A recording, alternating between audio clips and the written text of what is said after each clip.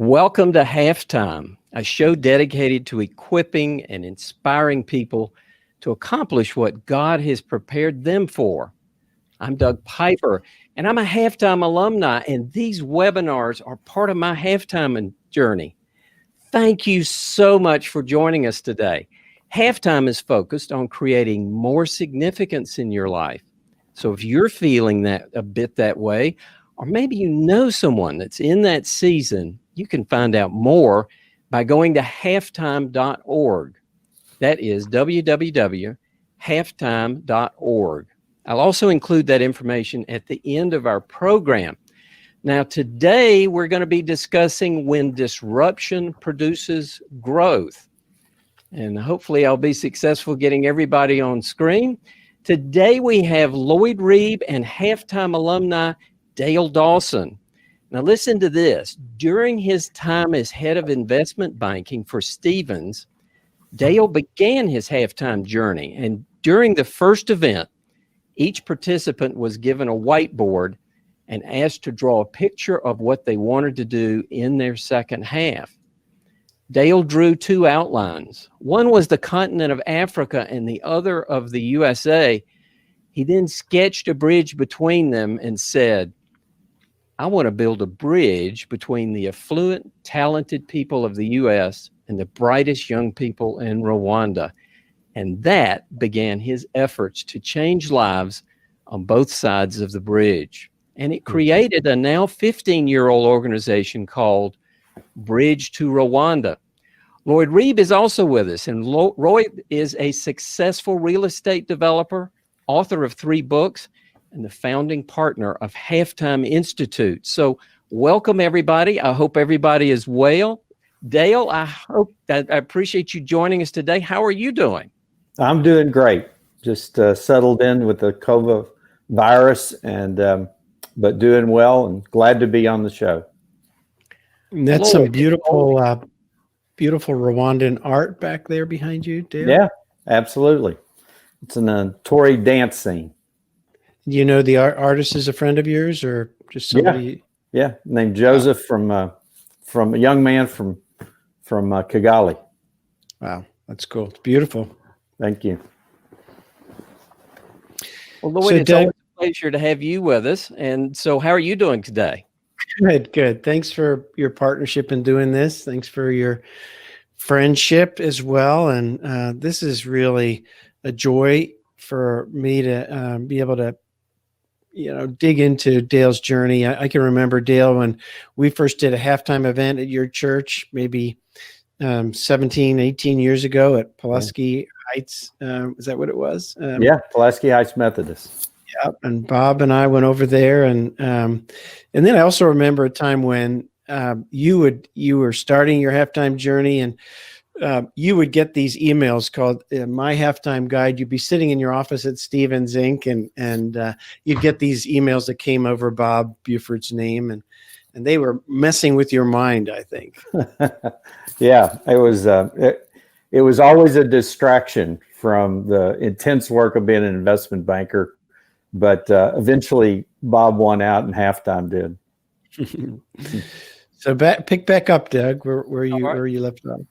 Well, I just wanted to say it's fantastic to have everyone here. We've got a great crowd here, and we just know that this takes your valuable time, but we appreciate that, and we want you to know that. So we want you to continue the conversation by, first of all, asking a question. That's in the bottom center of the screen, and we would love to get Dale to answer your questions in the second half of our program.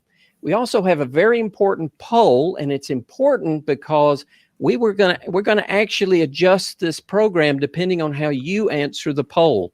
So if you'll just check that poll as a quick, just choose one of the 5 answers, and we're going to look at it a little bit later and kind of see how that is rolling along.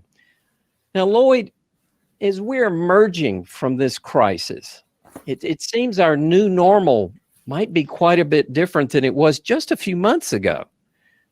How should we come to terms with this disruption, and can we turn it into a growth opportunity? Yeah, so Doug, my guess is that every one of our alumni and listeners have either their business or their ministry disrupted in some way, probably both. And certainly my business and our ministry at Halftime is disrupted, obviously. And it begs the question, how do we respond? You have decisions that are tough about what to stop doing. How should you reinvent some of the things you're doing? When will you reopen and how do you reopen? And it feels like a pretty severe pruning to your organization. So Halftime Institute alumni, we know are around the world are leading some of the most crucial, compassionate, impactful ministries. And so we wanted you to be able to learn from Dale's experience of not only being disrupted in his personal life, but several big disruptions in his ministry world that didn't feel good, I don't think, at the time, Dale, but have led to pretty significant breakthroughs for the Lord and for the productivity of your ministry. So, Dale, when you and I first met, God was in the middle of disrupting your long, successful career at Stephens Inc., leading their investment bank, which I think is the largest off-Wall Street investment bank, and took Walmart public. And so take us deep inside your feelings and the triggers to your Halftime journey back then. Well, Lloyd, what got me from my first half to my second half was definitely God's hand in disrupting my life. I was a happy warrior as an entrepreneur and investment banker. I loved the work. I loved the opportunity. I loved all the work, the things that I was doing from college through a series of careers and entrepreneurial ventures. And when I started to approach 50, mysteriously, surprisingly, the passion, the motivation, the drive that I had lived with, had for 25, 30 years, it just evaporated. And it was unexpected. There was no way of knowing where it came from. I realized that, and the longer it went on, the more desperate I became on how I was going to find it. And I came to the conclusion, I read Halftime, I read some other books trying to find this passion, and I realized that God was the giver of passion. Passion is a gift from him, that he gives it and he takes it away, and when he takes it away, you can't get it back unless he wants you to have it. I also realized that I was a perfect example of the third soil. I had a long, personal, deep relationship with Jesus, but my life was full of weeds. I had been distracted by the illusion of worldly success and by the deception of money. And the truth was, I wasn't producing very much fruit. Given what I had been given, I was producing a pretty pitiful yield for the kingdom. And I decided that the reason my passion had gone away was because God was trying to get my attention. So as I worked through my Halftime journey and decision, I came to the conclusion that I needed to make a deal with Jesus, that I wanted my passion back, and he was the giver of passion. And so the deal we made is that I would make myself fully available to him if he would just give me something to be passionate about. I decided that I was going to let Jesus define what my success looked like.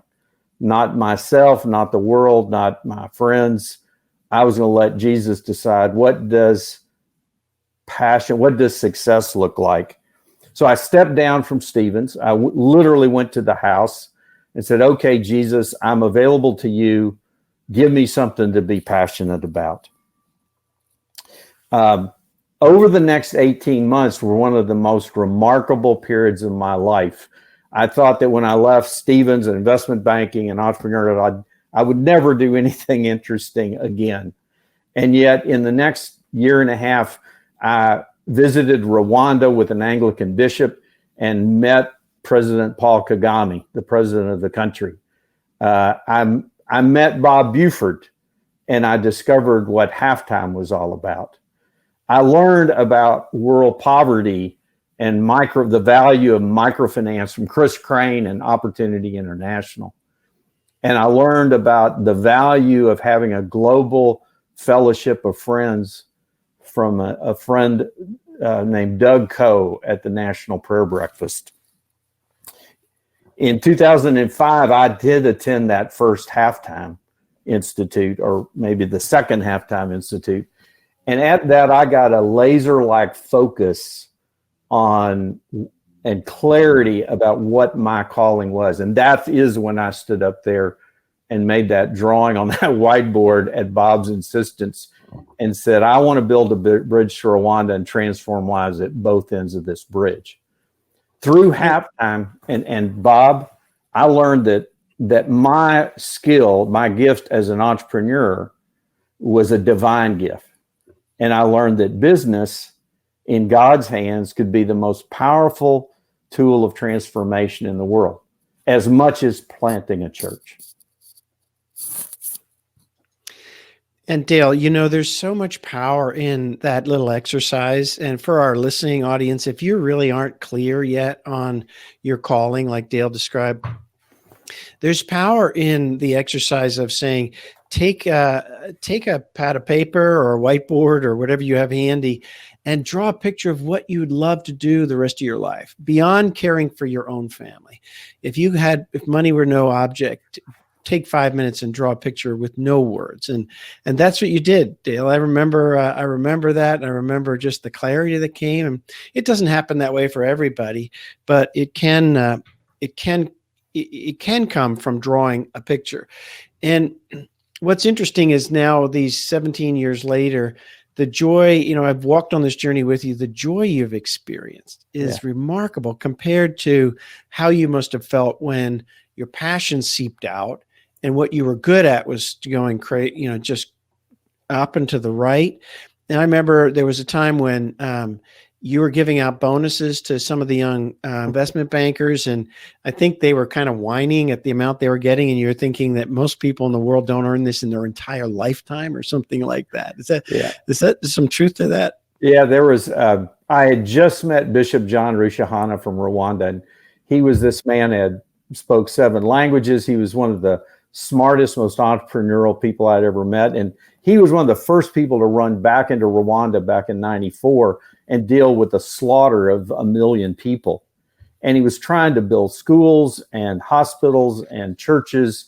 And I'd met him, and he told the story of being called by God to come back into this mess. And he needed about $600,000 or $700,000 to build a high school for genocide orphans. And a few weeks later, I was handing out bonus checks to 30-somethings who 1 or 2 of them could have put their money together and paid that whole thing. And it just made me realize that this is not how I wanted to spend my life, and that God wasn't going to give me passion to keep managing investment bankers. Yeah. Now, some halftime guys that I have had the privilege of coaching came through the Halftime Institute and were clearly called back to investment banking. Yes. And I think of Tim Main, who heads a global investment FIG banking for Barclays, and this is his calling. But for you, it was different, right? And the disruption, the Lord's going to disrupt all of our lives in some way in order to get our attention. So Dale, I want to frame up this topic of how do you respond to disruption so that we can allow God to turn it into perhaps the biggest growth opportunity of our lifetime. And Doug, the poll is perhaps the best way for us to do that. What we do with the poll each time is we shape up the conversation around some multiple choice answers and let you respond to the biggest challenges that you're facing so that Dale or whoever's presenting can adapt what they're saying to those issues. So Doug, take us through the poll if you don't mind. All right. So the question in the poll, and it's not too late to put your answers in, so we would appreciate that, but I'll go ahead and give the indications we've got so far. So this is the poll question. In this time of disruption, which is the hardest challenge you face? Is it grieving the losses, letting the good things or people go? Or is it seeing the implications from a disruption and how I should adjust to this new normal affecting my strategy? Or is it setting clear on confronting the brutal facts of our new situation, or serving short-term crisis at the time of thinking, at the same time as thinking long-term? Or is it being able to set this disruption aside in the evenings and weekends in order that I can really rest so that I can bring my best once more forward? Lloyd, our poll, and Dale, it's very strong.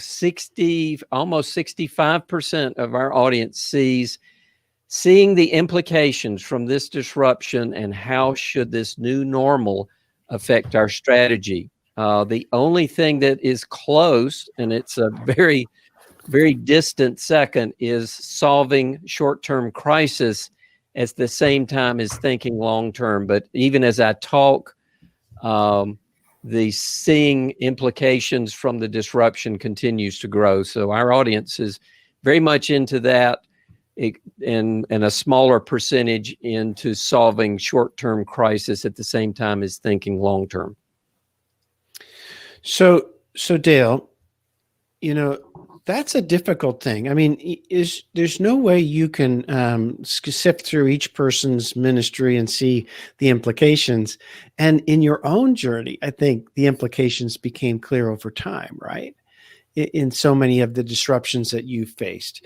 So first, your reaction to the poll, and then I want to dive into some of those real live examples that you can share with us. I think that, when you're in a crisis, that the underpinnings of your assumptions, whether it be your employees, whether it be your funding, your customers, whoever you're serving, is that all of that stuff starts eroding away from you. The thing that you've come to depend on, the things you built your strategy on. And when those things start to move around, you realize you got to step back and you question the solidness of what their strategy is. And I think it's in those times of uncertainty is when the Spirit is tapping us on the shoulder and saying, look at me. I mean, when we get into situations where we are out of our comfort zone, when you get out of your comfort zone, it is a way of the God calling you to listen closer, to draw closer to what He has to say. You are not there by accident. And Dale, in some ways, because you're working in a developing country where there's been a lot of disruptions and spiritual warfare, et cetera, you may be living with a higher antenna up for where God's changing all the rules of the game on you. What if you worked in, downtown Little Rock where you are, where you know everybody and the trains run on time, et cetera? You might be less in tune. What would you do if that were the case? I will say that one of the benefits of my working in Africa for the last 16, 17 years is the fact that I am out of my comfort zone. I don't speak the language. The culture is different. There are currents of things happening and not happening that I will never know. And because of that, I always know that I'm to some degree vulnerable to making a small mistake or a big mistake. And so I'm listening all the time to Jesus to say, what do you want me to do? And I'm trusting that you have this, that I'm actually doing what you want me to do today and in this situation. When I came back to the United States, after a few years of being in Africa, Judy and I actually left our comfortable Methodist church and moved into a church, into a poorer part of town with a multi-ethnic, multi-racial, multi-economic congregation, because I had become so alert to the idea that Jesus spoke to me more when I was out of my comfort zone than when I was in it, that I had to change churches in Little Rock, Arkansas to move into a situation where I wasn't as comfortable, so I would listen closer. Yeah, so to dive deeper into that, take us into an example in your journey where you thought, okay, is God cutting us off or is he pruning us? And is this, Right. Jesus said, I love this story from Jesus. He says, I am the true vine, God is the gardener, and you're the branches. And he said, God goes through the vineyard, and all the branches that don't bear fruit, he cuts them off and he throws them away. But all those branches that are bearing fruit, he prunes them so they'll actually produce more fruit. And in my experience over the last 20 years, I can tell you that when things are going really bad, it's hard to know the difference between being cut off and thrown away and being pruned. And we've had, in the 16, 17 years we've been involved in Rwanda, we've had a couple of very major disruptions that we couldn't tell for sure whether they were being cut off or whether they being pruned. The first couple of projects I worked on in Rwanda, I helped the Anglican bishop build a high school. I worked with Opportunity International and Hope International and World Relief to build a major microfinance bank. And after a few years of working on those, we came up with an idea to build a new university in Rwanda for business and banking and accounting and finance, kind of a joint venture between Opportunity and others. We spent 2 years putting together plans and properties and pitches. And just as we went out to go fundraise, the 2008 recession rolled through North America. And all of our work, after struggling for another year or so, all of that work had to be abandoned. But interestingly, about that time, President Kagame asked me to join a presidential advisory council. And in that council, we heard that Rwanda had a strategy which they had borrowed from the Asian Tigers, that for us as foreign and friends of Rwanda, they wanted us to help encourage foreign investors to come in and build businesses and to create opportunities for their best and most promising students to go abroad. So we rebounded from the 2008 recession by being able to adopt the strategy coming from the leadership of the country to do these new things. That became the focus of B2R. We started helping to build businesses. We started doing social enterprises. And 4 or 5 years later, we had a whole team of really bright young Americans working there. We were building businesses. We'd started a scholars program. We'd done all these things. We probably got ourselves spread a little thin. And all of a sudden, God started slamming doors again. And some of our donors didn't show up the way we thought. And all of a sudden, we were in a cash crunch. And we had to drastically reduce our operations. At that moment of being pruned or cut, we sat down and thought, what is it we're doing? If we can keep one thing still going, what are we doing that's most important, most unique? What could we do better than anyone else? And so we ended up stopping all the good projects we were doing and focused on the Bridge2Rwanda Scholars Program, which was something we thought we could be great at and would have big impact. In hindsight, that was the best decision we could have made. We put all of our resources on building this college preparatory program. And over the last 8 or 9 years, we've helped 265 of the brightest kids in Africa from Rwanda, Burundi, Congo, South Sudan, earn $60+ million of scholarships to 80 of the best colleges in the world. And today, the more important, we have created, those students coming back have created a fellowship of servant leaders modeled after Jesus. We have a pipeline of hundreds of young people that have been globally educated who want to come back. And we've built a network of 200 employers in Rwanda who are desperate for the talent. We would have never done that if we had kept doing that. So our experience the last 15 years is that God has slammed doors shut in front of us and forced us to pivot. And when you look back, the decision to focus on the government initiatives and on the scholars firm were brilliant strategic moves for which we can take absolutely no credit.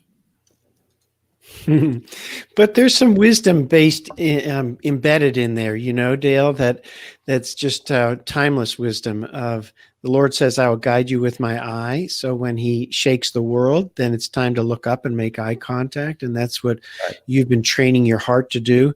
In my personal roadmap this year, I have a line in there to learn how to listen more clearly to the Spirit of God. So I always send my roadmap to our kids and ask for their input. I sent it to our daughter in France, who's a missionary with Cru, and she sent me a note back and she said, Dad, just ask the Spirit of God to be loud. And I'm like, I didn't know he had a volume control, I thought it was all about me getting quiet and listening, So there's some certain wisdom of saying, okay, we're going to slow down and figure out how to try to make eye contact with God.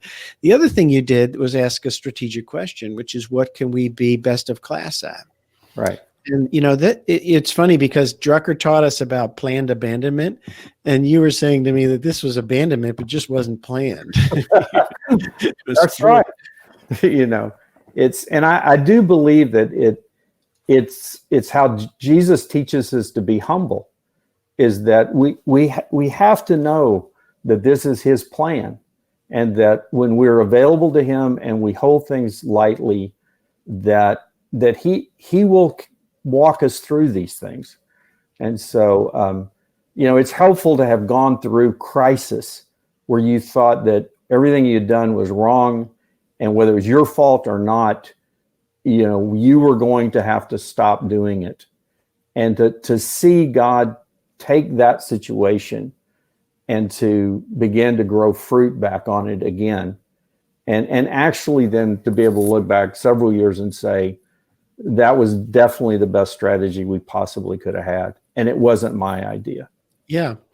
So Dale, in the last 3 minutes that we have before we transition to the questions, you have been able to stick with it and not go back. You've kind of burned the ships. And in each of these disruptions, there must have been grief and loss and sadness, and it required some persistence. So how have you stuck it out and not turned back?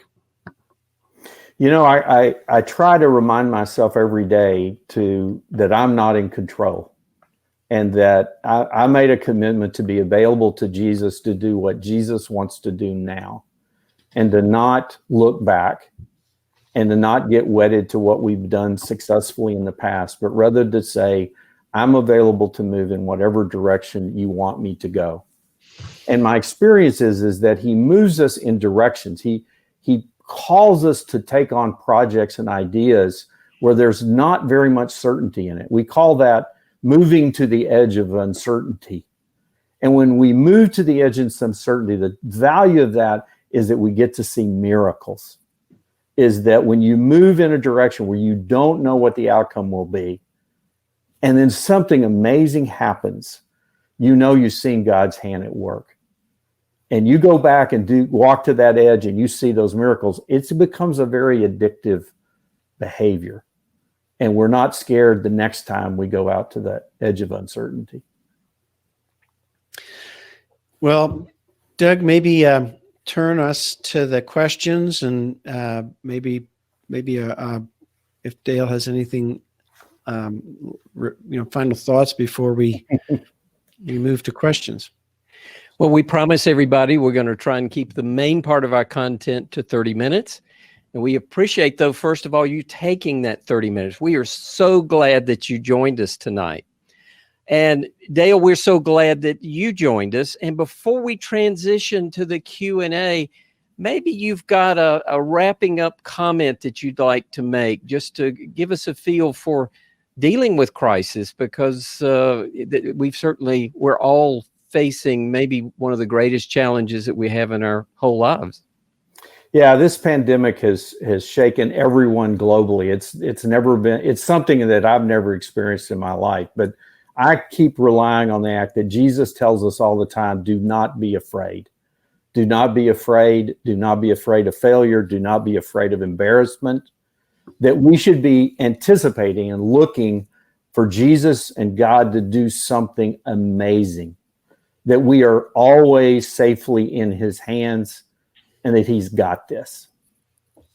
And Dale, you've just had some of the temptation to be afraid of embarrassment, I think, because you have all these students here in America. Somehow you got to get them back to Rwanda. So you organize a whole bunch of charter flights, and then everything changes. So talk to us a little bit about that and what that felt like just recently. Sure. Well, we have about 140 students that are studying at universities in America. And when the universities closed in March, we were concerned about what was going to happen to all these students. And the universities all agreed to keep them on campus with the other international students. But they also told us, or they certainly implied to us, that at the end of the term, at the end of the semester, we need to figure out what to do with these kids. And they needed to leave. We need to get them off campus. And the Kigali, Rwanda airport's been closed since March. And that's how they're keeping the virus out. And so I got with the Rwandan ambassador. I talked to the president's office. We talked to the CEO of the national airline, and we arranged a charter flight every week from London and Brussels into Kigali to bring these kids in. We got it all set up. And then about 7 or 8 days ago, all these universities who had been telling us to figure out a way to get rid of these kids all decided that they were going to keep all these students for the whole summer because they're afraid that they won't be able to come back in the fall. So we had to make the call back to the ambassador and the government and say, instead of having dozens or hundreds of students coming back, we're not going to have but a handful. And being transparent through all of this. I mean, we're in uncharted waters here, and the best thing is to tell people your circumstances, tell them what we're trying to do, to be action oriented. And when things change, which they are bound to do, you just go back and you be transparent and tell people, here it is, and we've got to be able to shift and move here. So this is not an unusual situation for us to deal with the unknown, to the edge of uncertainty. Cool. Well, Doug, maybe take us into the questions. Well, I did want to mention before we wrap up and move into the questions, we also have another program coming up. Our next live stream will be with Rich Stearns. It'll be May 14th at 8 p.m. Eastern, and it'll be Leading Like It Matters to God. So we will move into the questions next, but I do want you to know, for those that need to run, it is recorded. And also for those that have submitted questions or want to submit a question, if you type in a question in the Ask a Question field, we'll answer the question, or most importantly, Dale will answer the question, whether you are here live or not, and you'll get a unique email with exactly where your question was answered. So you don't even have to watch the whole live stream to see it. So Dale, are you ready to transition to the questions? Love to. Thank you. All right. Our first question is, how do you know whether to just try harder during a disruption or to abandon it as a result of the disruption? You know, we're not really trained, particularly as Americans. If the going gets tough, the tough get going. So how do you determine whether to fold?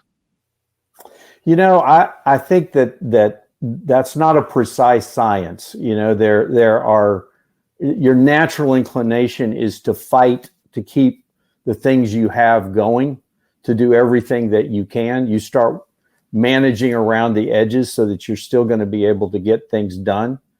I don't ever give up until we reach a point where it becomes obvious that it's time to turn around. I mean, I remember Winston Churchill, a famous quote about never give up, never give up, never give up, unless it's reasonable to do so. So I don't think that it's a precise thing. I will say that when you're in that situation, I think praying and talking to Jesus and listening for his voice is that when it's time to give up, something will click. Something will just seem like it's done. And, the Spirit speaks to us in all kinds of subtle ways. And I think it's just in your mind, something clicks and you know that it's time to move in a different direction. Yeah, there's always that temptation, though. Is this your final answer? Yeah, it is. It is. All right, Dale, our next question. Let's see. Oh, Josh has one highly voted up here. You mentioned pruning versus being cut off. Right. What have you learned to look for when you're still at the point of whether you don't know which one it is? I think that in the story that Jesus is telling, he prunes fruit that are branches that are already bearing fruit. And I think that since I made this commitment 20 years ago to be available to Jesus, I've tried to stay very focused, is that whether I bear fruit, if I'm not bearing fruit, it's not through a lack of effort or focus or attention to be available to what he wants. I think that we all make mistakes. We all go down the wrong roads, but at the same time, what God measures is your heart and your availability. And are you seeking to be an instrument in his hands? And so as long as I'm living my daily life every day, seeking to be an instrument in his hands and trying to let go of my own issues or my own agenda, then regardless of what happens, I don't fear and I don't lack confidence that he has me. I don't know the outcome, but I know he has me. Are you saying in your mind the distinction between whether it's a pruning or whether it's being cut off is somewhat not significant? It's not significant to me because I don't think there's any situation that I'm going to get cut off from Jesus. So I think there's something biblical about that. But I think whether I mess up or I pull back or whatever happens, I'm his, I'm committed.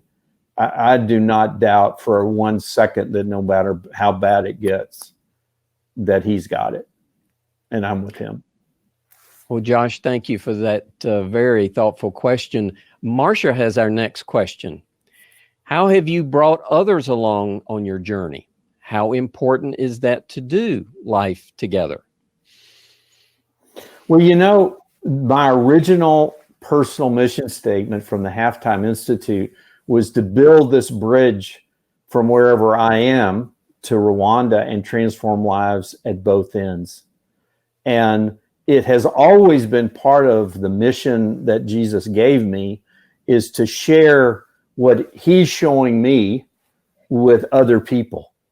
And one of the reasons that I like Halftime is that I look for individuals with capacity and leadership who have a strong spirit-driven drive to find their calling. And when you can come alongside someone like that, if you meet someone like that, then sharing with them what Jesus is doing with you and with this ministry or with Rwanda is that Jesus will use that to be a guide, to be an inspiration, to be a lesson. It doesn't mean that everybody who goes to Rwanda with me ends up working in Rwanda. But what they will see is God's hand at work.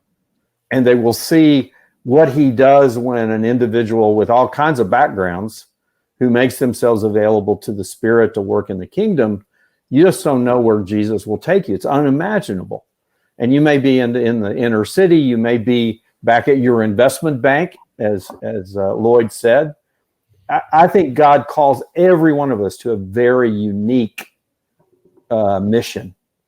And so I don't look at my mission versus somebody else's, but I do think sharing your enthusiasm and your passion and your calling with other people is how God uses us to be an instrument in his hand. Yeah, you know, Doug, there was a old guy living in one of our retirement homes. His name was Enoch Kerr, and he mentored prisoners every Tuesday night. And he saw me walking down the hall one night. I was 29 years old, and he lived in our building. It was my partner and I own. And he said to me, Lloyd, Tuesday night, you need to come with me to prison. And I said to him, you know, Mr. Kerr, I don't do prison. Like, that's not my people group. And he said to me, young man, Tuesday night, you and me, you need it. And I went to prison that night, and the next one or whatever, I passed the security clearance. And I sat beside this 78-year-old man who brought light and hope and compassion into the darkest, most despair-filled room I'd ever been in. I had to bite my cheek to keep from crying just watching him. And even though I tried mentoring prisoners, and I was terrible at it. Like, it was a bad day in prison when I showed up. But, you know, he inspired me. And what I'm doing this very moment came from the fruit of him just simply saying, young man, you need to come with me to prison. Yeah. And if you go to Rwanda, if you change your pace, you change your place, you change your perspective. Yeah. That's the way it works. So, you know, go to Rwanda. The other thing that's interesting is we're going to run a program starting in the summer called a reset, a halftime reset. And if you feel like you've gotten sort of stagnant, or you feel like you're not producing fruit, like the parable where you feel like maybe God's going to disrupt me because I'm not producing fruit, then we're going to do a program that has 2 virtual meetings in the summer before we can meet in person, and then meet in person in the fall, to design specifically around how do you take what you've worked through before in your life and press the reset button. Well, that was an excellent question there, Marshall. We had a lot of good discussion with that one. So Chris has our next question. Dale, I've heard you say that friendships go to much more of a profound level when those friendships are with brothers and sisters in Christ who are serving God's beloved poor. Would you elaborate, please? Sure. You know, my first half, I was involved in investment banking and running companies and stuff, and always had great relationships and great friends. But when I moved into my second half, and I began to meet other followers of Jesus who were intense about their calling, there is a level of spiritual fellowship and friends that you develop that just constantly serve as an inspiration and a guide and an accountability. And, you know, when we started the Bridge2Rwanda Scholars Program, the mission was to follow the strategy of Jesus, which was, you know, not to build organization stuff. The idea was to build a fellowship of friends, that Jesus found a group of people. He inspired them with his spirit and his mission and his vision to love each other and to work together to be an instrument to improve the lives of other people on this earth. And I think that is the most powerful instrument that the Spirit has to change lives and to transform the world. And it all works through people. And when people are in relationship, they're more powerful to be used as an instrument. And so that's really a core to the mission we have in Rwanda, is creating a fellowship of young African leaders who have been blessed with all kinds of training and opportunities, but who know that Jesus appointed them. They pulled together, and to stay together as a fellowship, an alumni group, a family, to be able to hold each other accountable for a lifetime. And the goal is to create a multi-hundred fellowship of young people who will spend the rest of their adult lives working together to improve the lives of other people and help their countries. it's the greatest treasure of your second half is the friendships and the relationships you make. Chris, thank you. That was another good question. We've got a couple more here, Dale. Carolyn asked the next question. Excuse me. Would you please give an example of either situation? And I guess maybe she's referring, maybe Carolyn, you could put in the notes the either situation that you're referring to. And we'll come back to that question if we can. So I'm going to move on to the next one. Dale, how did you figure out with such apparent clarity on the passion you felt you were led to? It didn't come automatically. It came through a series of excitements.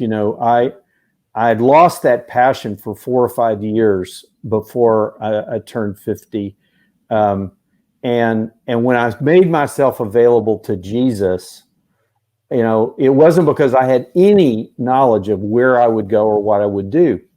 And right after that, I met the bishop who I met earlier, came back in town, told him that I'd quit my job and was not working, and it was partly his fault.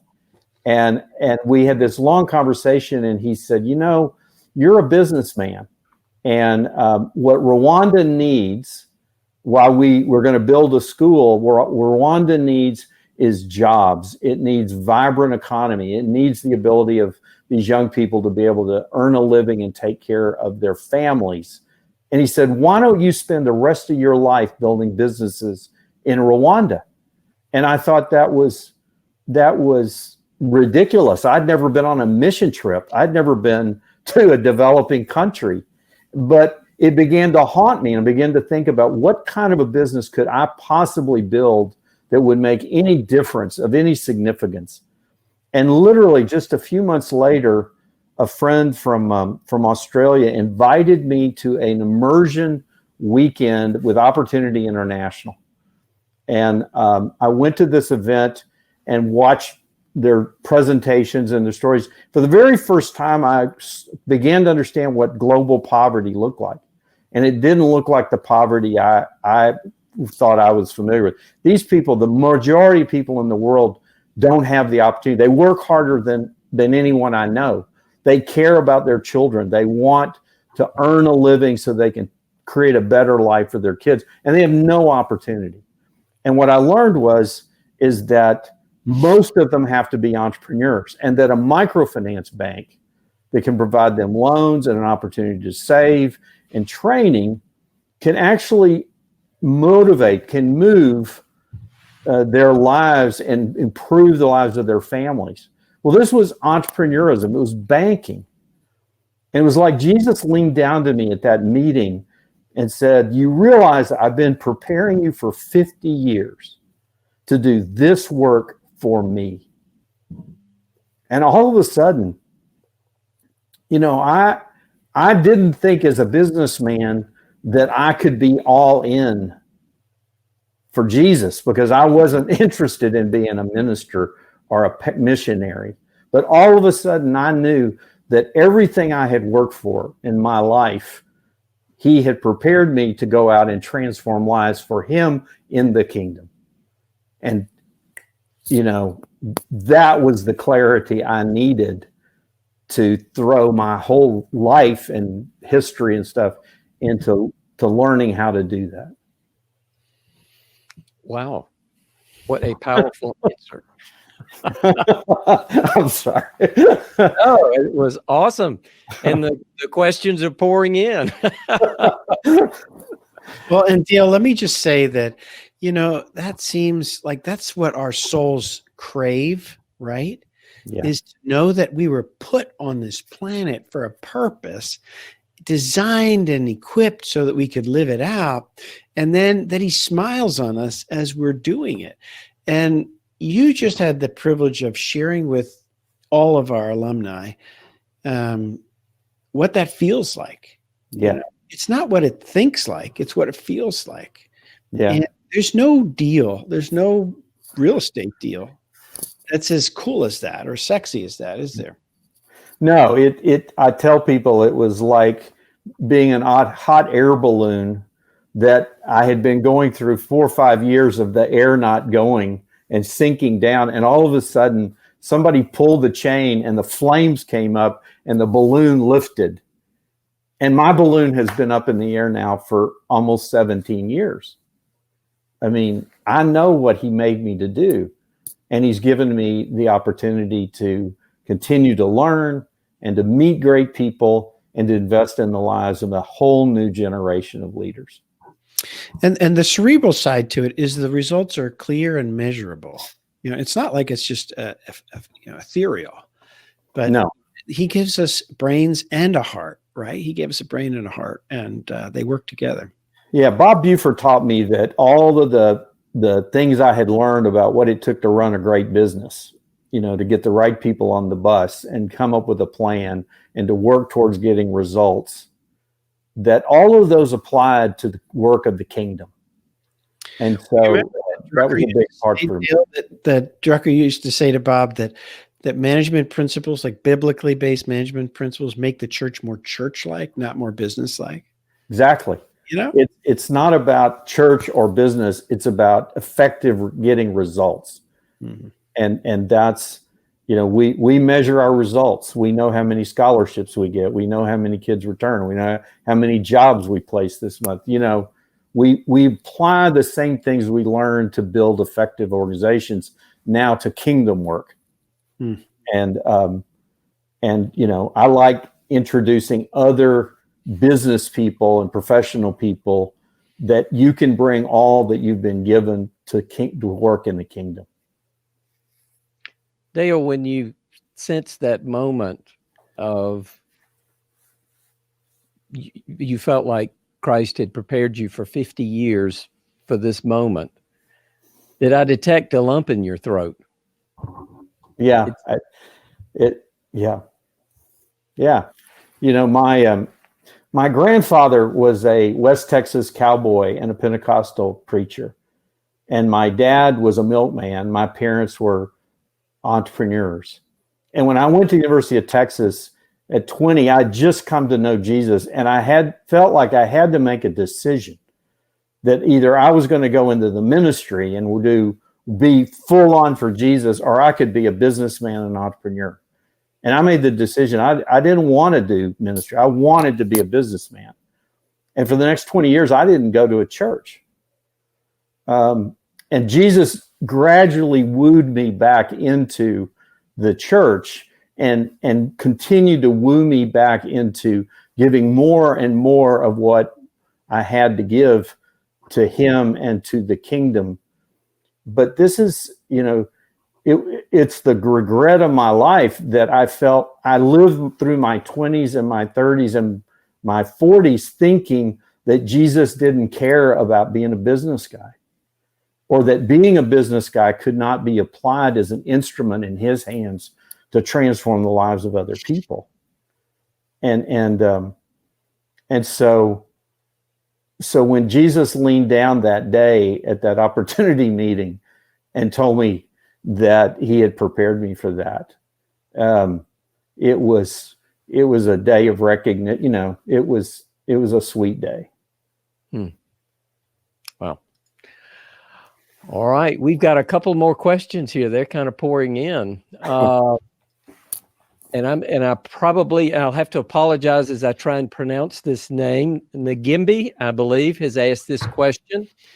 I would like to thank Dale for the great work in Africa, equipping the next generation of African leaders. That's what we need now.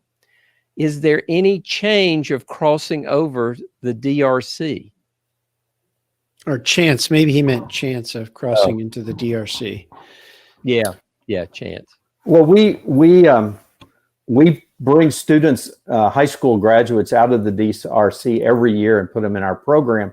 And we have the first ones graduating. We have 2 of them that graduated this last May who are back in Eastern DRC and are entrepreneurs. They're starting their own businesses, and we hope to have another. So we continue to focus on Rwanda and the surrounding countries we would love other people to come see what we're doing and decide that they want that something like that will work in some of these other countries, because it will.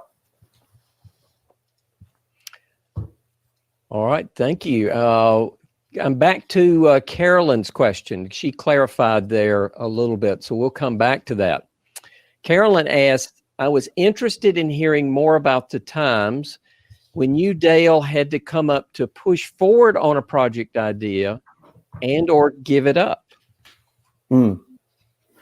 I would say like those two events that have happened to us, the decision to try to build a university, the truth was we saw 2008. It took almost a year and a half to 2 years before we gave up on that.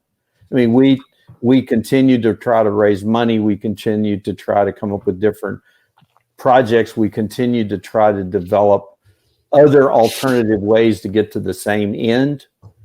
And eventually, it wasn't so much we gave up, but I think there was a large group of people involved in that project, and the decision was made that we, not everybody was finally in agreement. So it was one of those things where basically we were told that, we didn't need to be part of it anymore. So, I mean, I don't give up till somebody slams the door in my face and says, go away. I think that the second one, when we lost, when the money was there, I can tell you that when you don't have money, things stop. I mean, it's a reality. And, God pulls the reins really hard by simply cutting the money off. And when that happens, you have no other choice but to rethink what you're doing, what your priorities are. So there's a couple of things, like people telling you to go away, and the other is the money's gone. And, maybe the other piece, Dale, is if you decouple your personal calling from the tactics and the strategy, you may have a clear sense of calling, which usually combines your strengths, what you're passionate about, and the difference you most want to make on this planet. Right. That usually has long staying power, but the tactics or the strategy you're deploying might just change. Like I used to do 100 talks a year, just like this. We get 100 people in a room a night. I showed up at Pulaski Heights 20 years ago, whatever it was. And I probably did 90 other things like that, Sure. For the last 8 weeks, we can't do those. Right. So my calling hasn't changed, but I'm going to persist at finding creative ways we can bring this message to anywhere. So I had a group of 10 CEOs last night that all run global or national, rather, cleaning businesses. And this morning I had 8 people from Monaco that are in the halftime roundtable. I can't go either of those places, but we can do it this way. So I think if you're clear on your calling, then that probably has staying power, but tactics and strategies probably have to keep zigging and zagging. Yeah, our strategy has changed constantly at Bridge2Rwanda. And now that we have fellows back, a year and a half ago, we shifted as much of the management of our day-to-day operations to these young African leaders that are back. And my role is to be now pretty much behind the scenes. I mean, I'm a coach, a mentor, a supporter, a strategist to the young leaders that we're trying to build up. And so my role is constantly changing. I'm what Bob used to say about as you move further into your second half, you're supposed to be guiding and releasing energy, not providing it. And I'm definitely trying to position myself that others are out front and others are carrying the heavy load. And I'm in a position to support them and encourage them. So, Doug, we're getting close to the end of our time. What do you want to do about the questions? We could give these extra questions to Dale offline, and we could get some answers from him. Or what are your thoughts, Doug? Well, we've got one with quite a few votes for it. So why don't we take this one, and then Dale will ask you to respond to these others directly, if that's okay. Yeah, I'd be happy to. Okay. So Chris has a very popular question, and I think it is a particularly good one that you'll enjoy responding to. And it just messed up here. Here we go. Let me click on this in just 1 second. All right. So Chris asks, if you were to speak with your younger self in your 40s, what life advice would you share? Your first question would be, how come you're so thin? Yeah. There you go. Thanks a lot. I think that the easy question there is, I would have said that what makes you think that Jesus isn't intimately interested in your financial and professional success? And that trusting him to define success for you on whatever terms he wants is by far the best thing you could ever do. And you're better off starting in your 20s or your 30s or your 40s or whatever age it finally becomes clear to you that his definition of a successful life is going to trump anything you could possibly come up with. Yeah, and Dale, it's interesting. In our family, we changed the vernacular from giving up to trading up. It's not giving up stuff to follow God; it's trading up, and you end up with something better. And so, this is the faith journey, right? To say, okay, I'm going to lean in and just trust Him, and see if He can't, multiply what I'm doing. Yeah, it was a good question. Absolutely. So, Doug, should we wrap up there? I think so. We really appreciate everyone's time today. Dale, we so appreciate your time. Lloyd, we so appreciate it. And audience, everybody that's given almost an hour of your time this evening, thank you so much for joining us. We'll do this again next week with Rich Stearns. But meanwhile, we're so glad you joined us. You can click on the link as soon as it's over and catch the replay. And we'd love for you to share it out to those others in the audience. And so meanwhile, for everybody, thank you so much. We appreciate you joining us. Have a great evening. Bye-bye. Bye-bye.